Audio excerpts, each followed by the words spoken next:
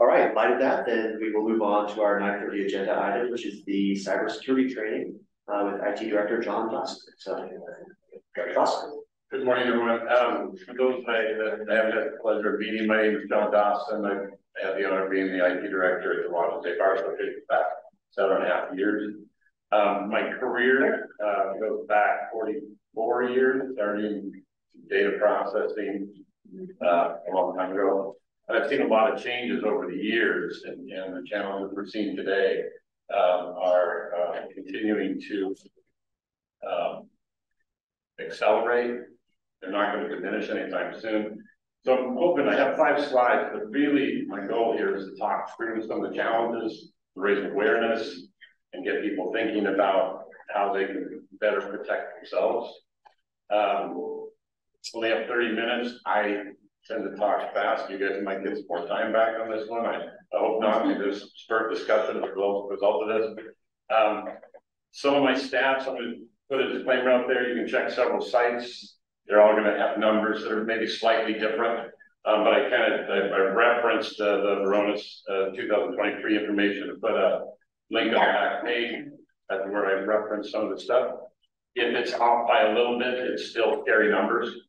So I just wanted to throw that out there. So if we move on to, we're going to start talking about some big numbers here. So we move on to the first slide. Chris, doing this for me here. Thank you. So one of the things that the bar's challenged with, I mean, Julie faces it every year, is our cybersecurity insurance, right? And it continues to escalate in cost because when we talk about the 2022 cost of the data breach and the ransomware attack, and even the ransomware recovery, these are astounding numbers for an organization, right? So we are impacted by the fact that these insurance companies are doing payouts for other organizations, and therefore the cost continues to go up. I'm going to read through some of these because I have some comments to add behind them. You know, the 17,800 lost every minute due to phishing attacks. This is every minute of every day. These numbers end up tallying up to be one of the other numbers here we're going to see in a minute. And the fact is, ransomware attacks, again, on the third bullet, have increased 93% since 2021. And this is only the numbers that were year over year, I believe, 21 and 22 in this report. So the attacks are not going down in volume. They are going to continue to increase as the numbers get bigger. Russian-Ukraine war, 16%. The cyber criminal world takes advantage of chaos, changes, any opportunity they can to look to gain a position or a stronghold within an organization, with individuals. We see this, I have some examples coming up, but we're seeing this within the Bar Association. I put the bullet here, the cybercrime will cost $10.5 trillion by 2025. It's estimated to be over $6 trillion today. So these are the things that when you ask how could this possibly be, because cybercrime is an industry. It's actually an industry. People get up every day and go to work, and this is what they do. And so we're just going to, like I said, we're going to continue to see these on the increase. Right now, the estimates, 26,000 times a day, hackers are attacking. I mean, these are big numbers. So we aren't seeing on this side, but we have some examples we're seeing on small ball. And I will say, from the Bar Association standpoint and our security measures we've taken, we see these attacks being rejected on a regular basis against our network. So we have the tools in place as an organization to be able to protect ourselves. It's harder for individuals, and we'll talk a little bit about this here in a minute. It's harder for individuals because we're relying on those companies that we're using for technology. And another thing that will come up in a minute, but in 2021, 1.5 billion users data was breached in that year. So, and this information is part of the harvesting that cyber criminals use in order to try and figure out how to gain access to our accounts to compromise everything we have, right? Again, so on the increase, big numbers here.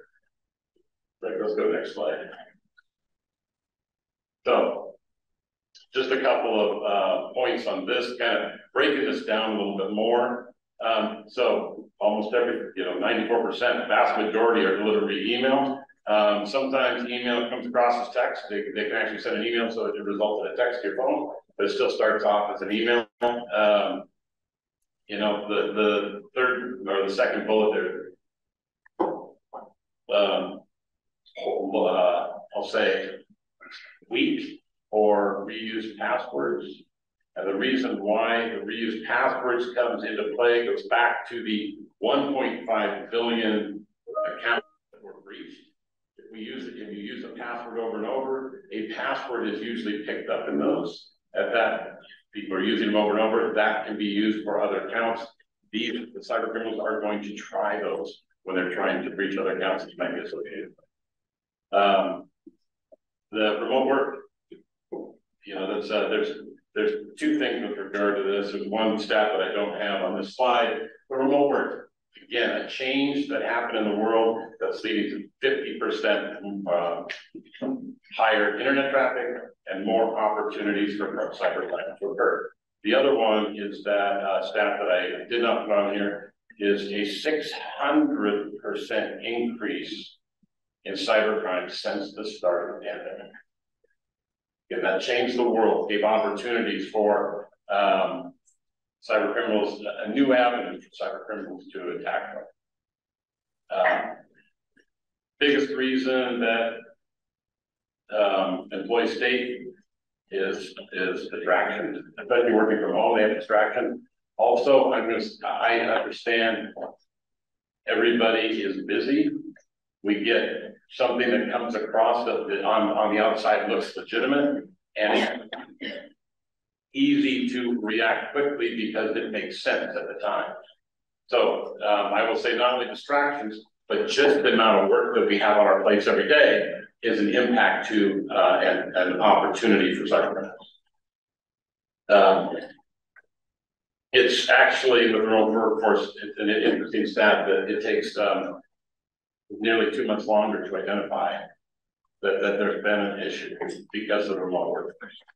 And again, it changed. These are all things that are kind of feeding into kind of our cyber security vector today or position today.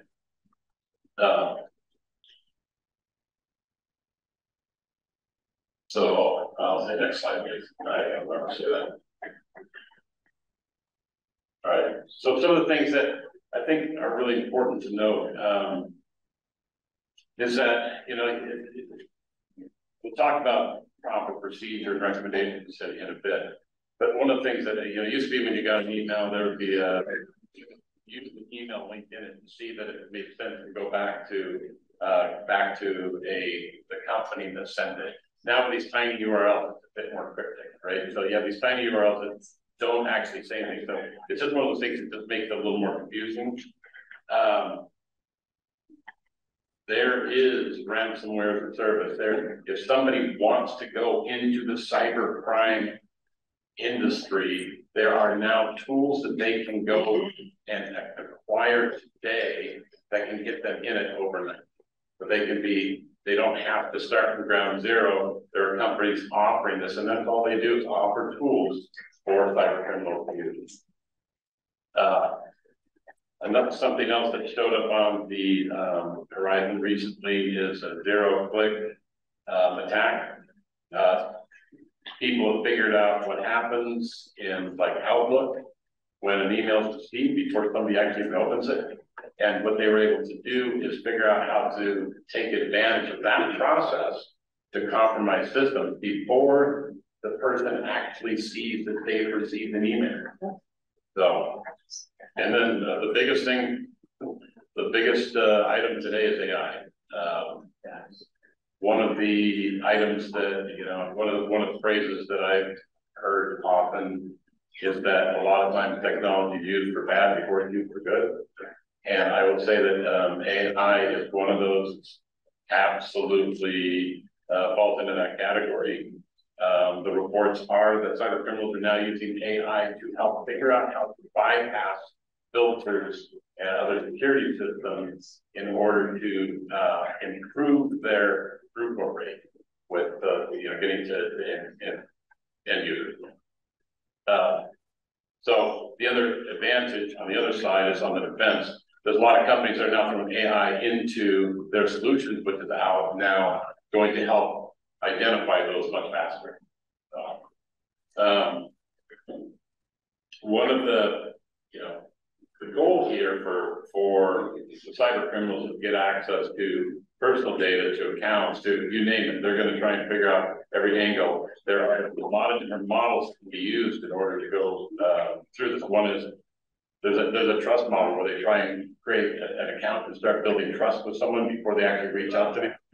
There's another one where if they get access to a system, they could encrypt it right away, ask for money. The other one is they just harvest as much data as they can for another attack down the road.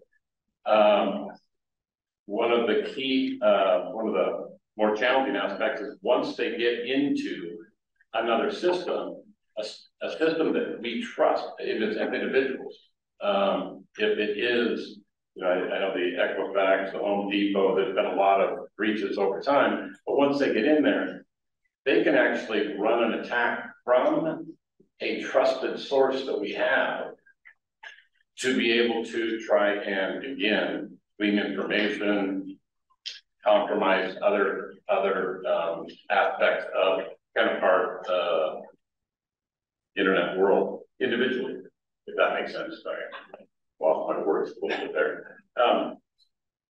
But the third party is a challenging one because these are not only companies but also individuals that we trust.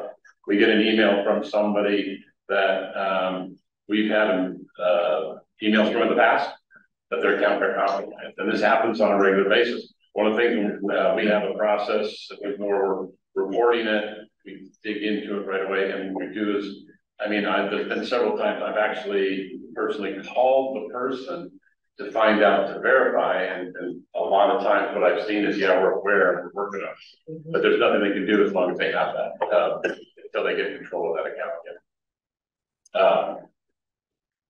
So the way that they're doing, as I mentioned earlier, they're harvesting data from the breaches, they're harvesting data from social media.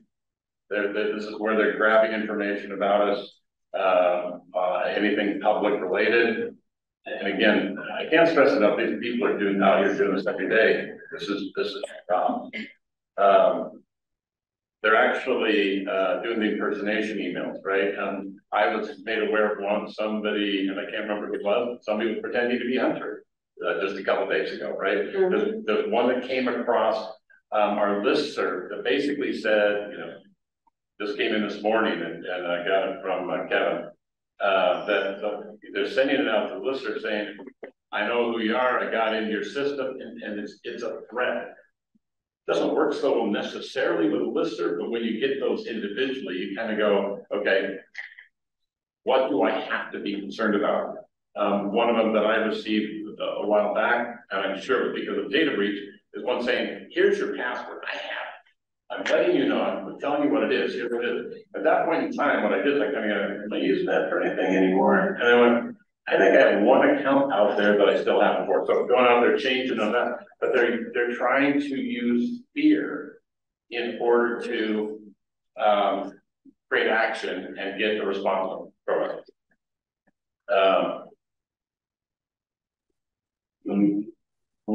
Okay. So again, what they're talked about a second ago, they're looking for changes. Again, a simple change as a change in the president of the Board of Governors of the Washington State Bar Association is enough for them to try and attack from a different angle. If we have not established our rules of communication, then there's an opportunity for somebody to say, to respond to that and to take action. I don't think I'm sure anybody else on the board could be asking for gift cards. I mean, that's been overused, right? That one's been overused, but they're getting smarter about this. And they're also, we have now seen emails being received to personal email addresses that are work related. So they have cross-referenced the personal email address for somebody that works at the Bar Association and sending an email pretending to be work related. We've also seen last year, I believe, it might have been the year before, at least 2 people at the bar received a text to their personal phone from somebody claiming to be Kyle. And so it's one of those things that it's there by the fact that they can cross-reference this data, they are trying to find ways to trick us and work around and get engaged with us. I would say that they're actually trying to engage with us one way or another. And I'll just say the end, you know, you saw that I said 6 trillion right now, 10 trillion. The reason that they're doing this for most of these people, again, is their job is for money. This is the full purpose. There's very few that I believe are righteous endeavors, you know, because they believe that they're righting the wrong in the world. It's really about money. If we go to the next quote. So, this is a slide I think I used last year or the year before. It's really about what are you looking for, right? Things with sense of urgency makes it's relevant, it's vague, you know, so they're not saying anything specific. It's also potentially has links in it to websites that are, you know, you have to self-verify before, you know, I'll talk about that in a minute. Have links that they're trying to get you to go to. And a lot of times they're impersonating, or they're again, to try and get through the email filters, through the security tools, they are using typos. Because you type in the word password, a lot of these tools are going to go and key in the word password, so therefore we're kicking it out, right? We're labeling this as bad or suspicious. All right, next slide, please. All right, so this is just an example. Again, I think that these are just, again, last year, the year before, I actually think we're going to see far more challenging examples going forward. But this is really just the thing about how the brain works, and when we're in a hurry or when we're distracted and we see an email and something's not spelled right, we don't even necessarily notice that right away. We might take action on it because it's something that maybe we might have been expecting. And I would use an example of, I mean, I've gotten 2 in the last couple of days. Guess what? UPS holding my packages. 2 people have let me know this. They're being very nice people. Just click on the link and they can take care of it for me. But it's one of those things that how many people in this room in the last week, I'd say it's the minority, that haven't got the package or aren't receiving a package in the next couple of days. It's a valid, or it's a relevant topic to us. But this is the one where, when we talk here in a minute about some of the challenges or some of the approaches, I'll bring that up here in a minute. Okay. So point there, and then the last slide here is just the proper protocol. So I have the 5 slides, and I really wanted to talk because that is one of the best ways to avoid issues is to talk, right? If you get something that is not timely from somebody that you trust, call them.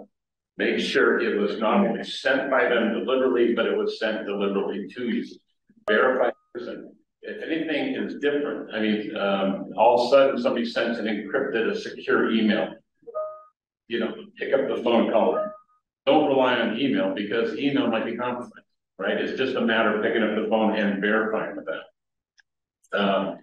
Don't click on links. If it's something about UPS and you are expecting, go to the UPS site, enter your tracking number, right? Don't click on the links.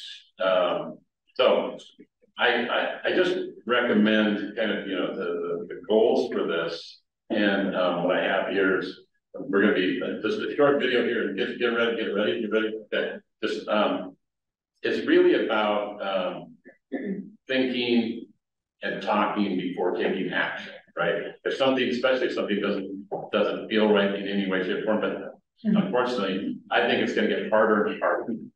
So I'm gonna do a small video out there on YouTube, and throwing some humor at this. So, thank you.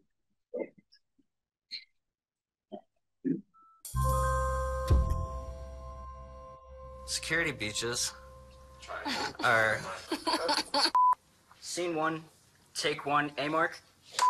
Security breaches are massively expensive, and most of them are due to me. 95% of security breaches, this guy. Employees are the first line of defense in every company's security.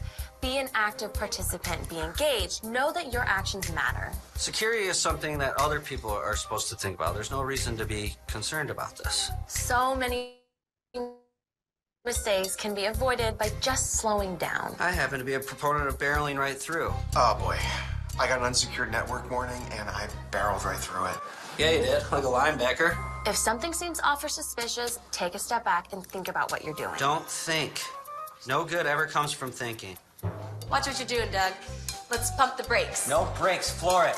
Security ultimately comes down to common sense. If you think there might be an issue, there probably is. There's no issue.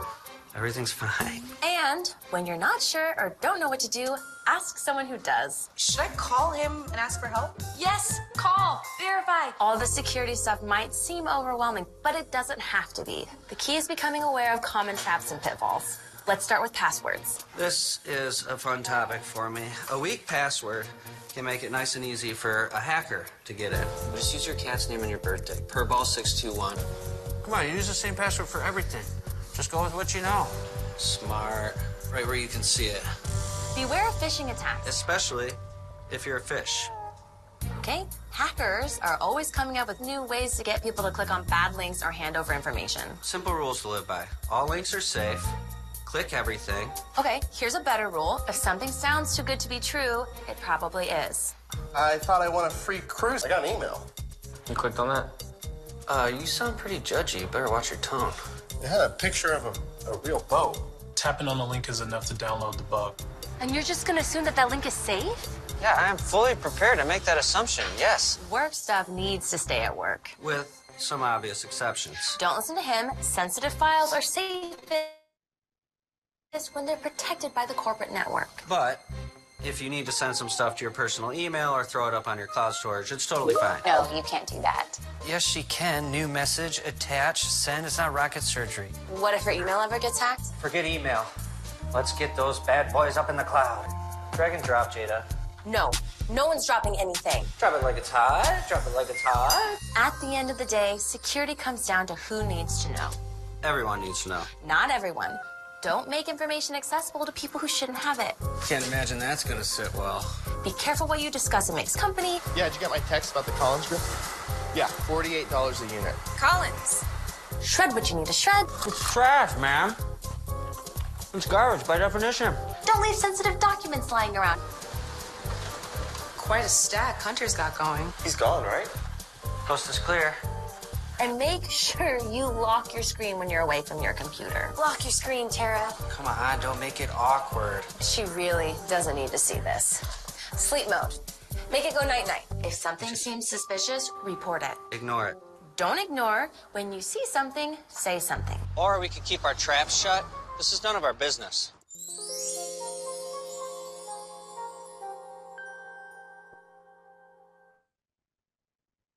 It's a little choppy, but anyway, and the link is at the, in the materials in the presentation. The Mimecast, they've got a couple of good ones up there. And again, it's to raise awareness. It's, to be thinking about it on a constant basis. And that's the way, by keeping it in the forefront, we're going to keep ourselves safe. So I just, again, appreciate the opportunity. And if there's any questions, so I answer them, but I appreciate your time. Thank you very much. All right, thank you very much. Questions, comments for Director Dawson? I see Christina and then Jordan and then Matt. Two up there. Two I just had a question about my list. Does it have multi-factor authentication? Because it's single sign-on for lots. We do not at this time, but we are working on it. We're looking to see how we do that. Sure. So you mentioned the calling, and my office has that same policy, but with AI, my policy and my firm has instituted a passphrase requirement for any financial transactions, not just to call, because one of our biggest risks is every word I am saying right now is being transcribed and then put up on YouTube for everyone to see. And I can tell you all from experience, because I did a test on myself, it would take me less than 30 minutes and less than $5 to create a good AI of any one of your voices with the information that already exists. So has WISPA started looking into like having a passphrase for confirming financial transactions or anything like that? Don't say it. Just a reminder from General Counsel, we don't want to talk expressly about what our security measures are in a public meeting. Fair enough. I will note this, that I hope this is being considered, and I will leave it at that and not actually ask that question. I did have one other thing to ask briefly though. I don't know if the State Bar does regular trainings, like KnowBe4 is a great company that does trainings and testing of people. Have we talked about the possibility of extending that to chairs and treasurers of sections or members of the Board of Governors who also might be in roles to be easily hacked and cause problems? I don't. Julie, you can tell me if you should answer or we can talk later. Yeah, to the extent that you can respond in generalities without specifics. Yeah, so basically, my understanding, I don't have any knowledge. So, but it's a great suggestion, and I can work with Dr. Tiffany on that. This is going to be like deposition rules. You have to respond less instructed specifically. Thank you very much. Good question, good interjection. Thank you, General Counsel. Other questions? Matthew, and then I see Tom. Thanks, John. I definitely learned that we need to be very suspicious of text from Kyle.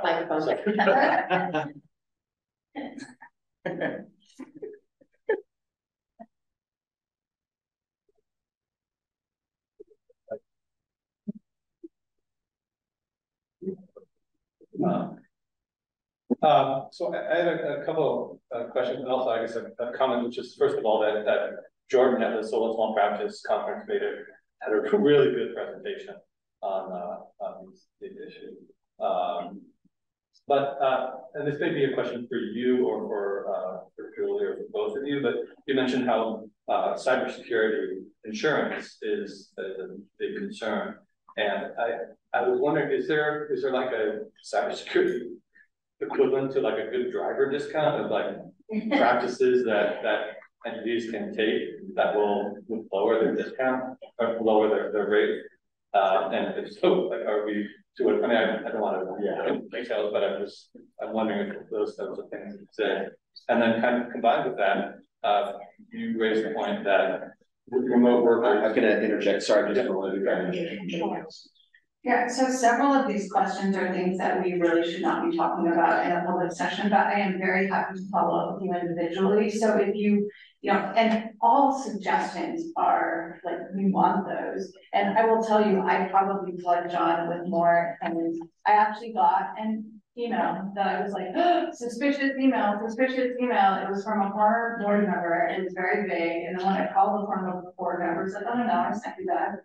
And like, oh, okay, sorry to flag that. But always, like, my only plug is, please, if you have a question, ask. If you have a suggestion, please give it to us. But I don't want those discussed. I don't think it's safe to discuss those in a public meeting. Should we move to executive session then?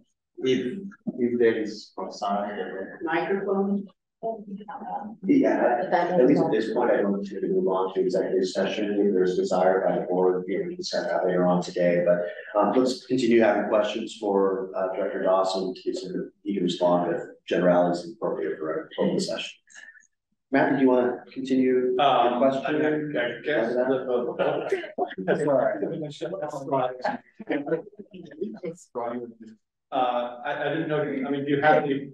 John, you seem to be like more general suggestions towards individuals. I didn't know if you had any general policy suggestions that as a board that we might want to consider. This is also something that we cannot talk about.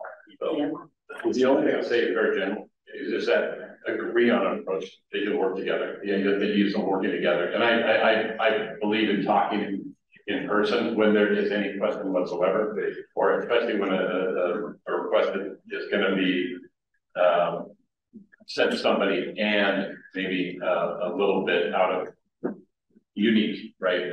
Working together and talking, there's no, I don't think that there's any, again, I acknowledge George's comment, but it's to me that bypasses the problems with technology, right? So you pick up the phone and you call somebody, but and the one thing I just want to say too, and the reason, the reason why, I think I can say this, the reason why we don't talk about technology is because people are trying to figure out the reason. And if they don't know, it's hard for them to figure out. If they hear what we're using, I know what the vulnerability is there, and it zeroes them in on trying to figure out how to then attack. So that's why it's very important not to talk about specific technologies in the forum. All right, thank you, Director Dawson. We've got a few people. Yep. I've got a few people. I've got Tom, Eva, and then Kevin. Let me ask folks to keep the question short, not for time purposes, but we'll move on to Tom. My question is really more following up on anticipating what you were going to say. I do a lot of cybercrime work, a lot of cyber recovery work, a lot of insurance coverage work relating to it. None of this should be open to the public. We should have a private meeting and get our act together, because every time we talk, it's been telling the cyber things what our vulnerabilities are. Yeah. All right. Thank you, Tom. Eva. And this is sort of a general question. Do you think that the Bar Association should allocate more resources to our cybersecurity? And by resources, I mean more staff or more involvement, maybe have a technology committee. I'm going to interrupt right here. You should not be talking about any of this in a public session. I think we should move to executive session. Well, all right. So let me interject briefly. So my understanding of the purpose of today's session is really to provide tips for us as individuals as to how to protect and strengthen ourselves. It's not so much for the organization. Now, I'm perfectly fine and able and willing to schedule a time for us to discuss steps that we can take for the organization. It's not going to be right now. It's not going to be this morning. But if that's something we want to do, I'm certainly open to that another day and time. Yeah. So, all right. I realize this has been a bit of an interesting conversation, right? Kevin, and I think that's going to be our last comment. Thank you. This is an open forum, but I don't think it's any secret that the Board of Governors, every one of us has our Board of Governors either through webmail. I have a Yahoo account. And I don't have a WizWeb account. So the mail I get from, in my Yahoo account from whoever does not go through whatever filtering or whatever protections that the Bar Association has in place for their employees. I think that is a mistake. That we should have WizWeb addresses and be able to access get our email from the bar securely in the same way that our email is spent. All right, thank you very much, Kevin. Dr. Dawson, unless you had any response to that? No, my response is noted. Noted. All right. Well, what I'm hearing from the board is that there might be a hunger and interest in having some sort of a special discussion on this. We'll see when change. Certainly willing to provide time for this discussion. I think it's an important one. Dr. Dawson, thank you very much. I appreciate it. All right, so with that, the next item on the agenda is a significant one. It's discussing and hopefully deciding on our FY24 strategic priorities. We have deliberately set aside an hour and 45 minutes for this. There's a reason for that. What I want to do is front load some of the bigger, heavier items on the agenda for day one before lunch. At least I'll cafe in the backstretch on both days. Before we dive into that, though, I do want to take a brief break for health and comfort purposes. Let's go ahead and take a recess. We'll come back to this. And Hunter.